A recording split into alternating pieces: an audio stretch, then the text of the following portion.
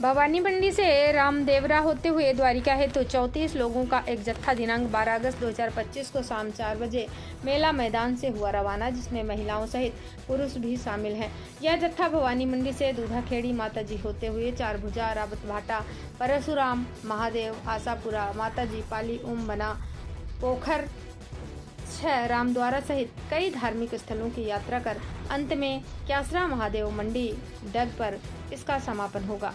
इस आशय की जानकारी प्रहलाद सिंह द्वारा दी गई। भवानी मंडी से वीपी न्यूज संवाददाता किशोर तंवर की रिपोर्ट।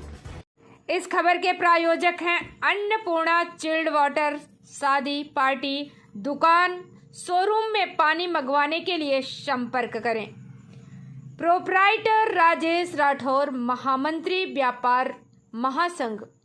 हमारे मोबाइल नंबर हैं 9772321439, पचपहाड़, भवानी मंडी।